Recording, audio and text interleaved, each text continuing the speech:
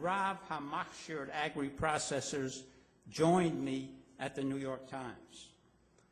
Mr. McNeil showed us the video in his office and insisted that the animal was still alive after the shaykhit had done the shechita because its limbs were moving. And in one case, it even rose to its feet and looked like it was walking. We were very calm when we saw the video and told him that the animal was halachically and physiologically dead after the cut because the blood had ceased flowing to its brain, and that the scientific evidence established that the animal felt no pain. No matter how the removal of the trachea after the shaykhit had done his shechita looked, it was halachically proper, and it speeded up the dead animal's bleeding. In fact, federal agents of the Department of Agriculture had been witnessing and ratifying this process under the federal humane slaughter law. But I left that meeting alarmed. It was clear, make no mistake about it, that PETA was pursuing a campaign it has followed to this day to forbid shechita. I called Rab Chaim David Zwiebel of Agudas Yisrael, which was then holding its annual convention in upstate New York.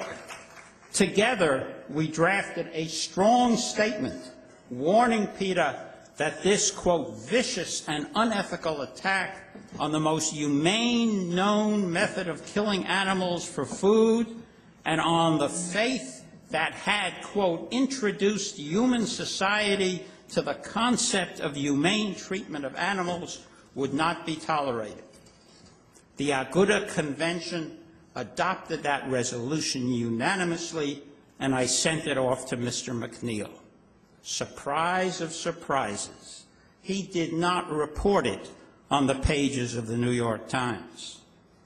The Times did report public statements by other Jewish spokesmen, even some purporting to represent the Orthodox Jewish perspective, that thought that what the video showed appeared to be cruel and inhumane and was disturbing. A conservative rabbinical organization said that the video was a, quote, welcome though unfortunate service to the Jewish community because the shechita agri-processors was causing pain to one of God's living creatures. Misguided public pressure then forced a non-halachic change in the shechita process at Agri, and a representative of the Orthodox Jewish organization that had been disturbed by the video told the press that he was, quote, happy that we changed the procedure. What was the result?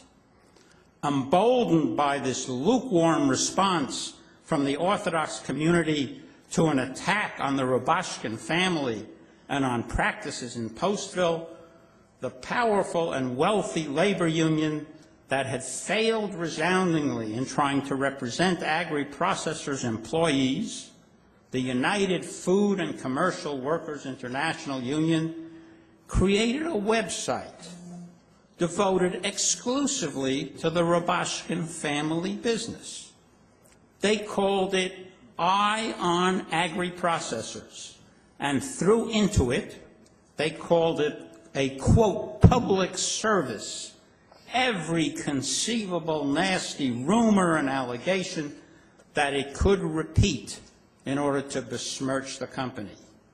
It proudly maligned the enterprise that it called the largest kosher meat producer in the country.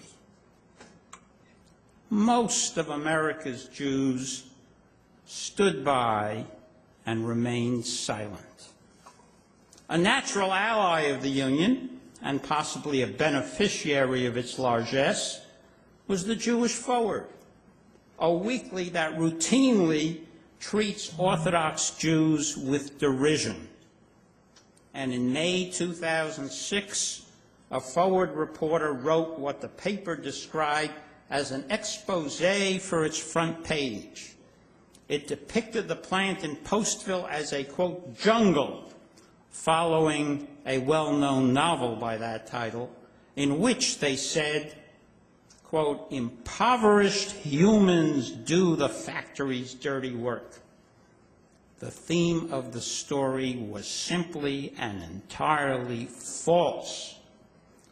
Although the reporter had no trouble finding me when he wrote other stories for the Forward, he did not bother to call me before rushing into print with this defamatory story. A few interested readers traveled to Postville to check on the Forward's reporting.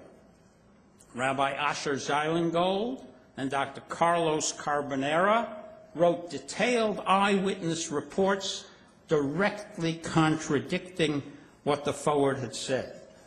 In fact, almost 4 years later, in the federal court hearings on Shalom Rubashkin's sentence, both of them testified under oath in a federal court that the Forward's reports of mistreatment at agri-processors were untrue. Very few of Acheinu B'nai Yisrael bothered to hear them. Our Jewish brethren were ready to believe the worst, and many rushed to condemn agri-processors and the Rubashkins in sanctimonious pronouncements. Kashrus of an animal slaughtered to be eaten was no longer to be determined by the halacha of Maseches Chulin or Yoredeya or the Tvuo Shor. Even the approval of a mumcha on Tsar Balei Chayim, such as the kind to animal expert Dr. Temple Grandin, was not sufficient. Now kashrus was going to be determined by a rabbinical trade commission organized by conservative rabbis who should be trusted to affix a decency plumber on every truly kosher side of beef. United States government officials took note of the slanders, and they accepted them as true.